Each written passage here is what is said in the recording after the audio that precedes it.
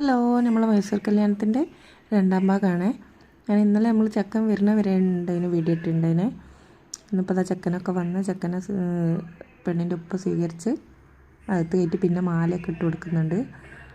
കയ്യിലും കഴുത്തിലൊക്കെ മാലയൊക്കെ ഇട്ട് കൊടുത്ത് പിന്നെ ഒരു പൂപ്പന്തൽ സെറ്റ് ചെയ്തിട്ടുണ്ടായിരുന്നു. ആ പൂപ്പന്തലിൽ ചെക്കനെ സ്റ്റേജിലേക്ക് കൊണ്ടുപോകണം കേട്ടോ. പാട്ടും ഒക്കെ ഉണ്ടായിരുന്നു. പുറത്ത് പടക്കം പൊട്ടിക്കലൊക്കെ ഉണ്ടായിരുന്നു. അന്ന് നമ്മൾ വീഡിയോ പിടിച്ചില്ല. പിന്നെ അത് കഴിഞ്ഞിട്ട് സ്റ്റേജിലേക്ക് എത്തിയപ്പോൾ ചെക്കൻ്റെ ഉമ്മയാണ് പെണ്ണിൻ്റെ അടുത്തേക്ക് ചെക്കനെ കൊണ്ടുപോകണം കേട്ടോ. അവർ വന്നത് എന്തോ വീഡിയോഗ്രാഫർക്ക് ഇഷ്ടപ്പെട്ടില്ല ഇതെന്ന് തോന്നുന്നു. വീഡിയോ നന്നായില്ലെങ്കിൽ അവരല്ലേ പറയുക. അപ്പോൾ അവരൊന്നും കൂടി പറഞ്ഞു വിട്ട് പിന്നെയും വരുത്തിച്ച് പിന്നെ ചെക്കൻ്റെ ഉമ്മ പെണ്ണിൻ്റെ തലയിൽ കൈവച്ച് എന്തോ ദുആ ചെല്ലാൻ പറയുന്നുണ്ട്. ചെക്കൻ ദുആ ചെയ്യാണ്. അത് കഴിഞ്ഞിട്ട് മുഖത്തുനിന്ന് പെണ്ണിൻ്റെ മുഖത്തുനിന്ന് ഷാൾ എടുത്ത് മാറ്റുകയാണ്.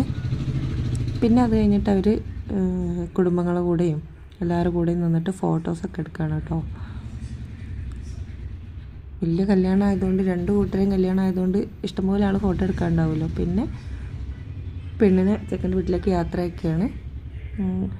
ഇവിടെ കല്യാണം തീരല്ല, നിക്കാഹൊക്കെ കഴിഞ്ഞ് ചെക്കൻ്റെ വീട്ടിലേക്ക് പെണ്ണിനെ കയറ്റിയിട്ട് പിന്നെ അവർ ഡ്രസ്സൊക്കെ ചേഞ്ച് ചെയ്തിട്ട് റിസപ്ഷന് വരികയാണ്.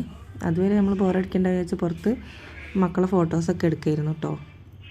അത് കഴിഞ്ഞ് പിന്നെ നമ്മൾ ഭക്ഷണം കഴിക്കാനായിട്ട് പോയിരുന്നു.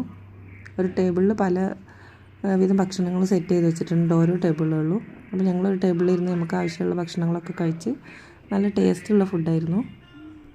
സാധാരണ എനിക്ക് അങ്ങനെ കർണാടകയിലൊക്കെ പോയാൽ ഭക്ഷണം ഇഷ്ടപ്പെടാറില്ല. ഇത് നല്ല അടിപൊളി ഭക്ഷണമായിരുന്നു. പിന്നെ ഭക്ഷണമൊക്കെ കഴിഞ്ഞ് നമ്മൾ മേലെ ഹാളിലേക്ക് വന്നപ്പോഴത്തേനും ചെക്കനും പെണ്ണും തിരിച്ച് വന്നിട്ടുണ്ട്, ഡ്രസ്സൊക്കെ ചേഞ്ച് ചെയ്ത്. നല്ല ഭംഗിയുണ്ടായിരുന്നു കാണാനും ഈ ഡ്രസ്സിൽ. പിന്നെ പൂത്തിരി ലൈറ്റും ഡാൻസൊക്കെ ആയിട്ട് പെണ്ണിനെ സ്റ്റേജിലേക്ക് ചെക്കനും പെണ്ണും കൂടി സ്റ്റേജിലേക്ക് കയറി വന്നു. പിന്നെ അവിടെ എല്ലാവരും കൂടെയുള്ള ഫോട്ടോ എടുപ്പും കാര്യങ്ങളൊക്കെ ആയിരുന്നു കേട്ടോ. ഇവരെ കാരണവന്മാർ മരുമക്കൾ അങ്ങനെയുള്ളവരൊക്കെ മാല ഇട്ടിട്ടും ഒക്കെയാണ് സ്വീകരിക്കുക, ഫോട്ടോ എടുക്കുകയൊക്കെ ചെയ്യുക.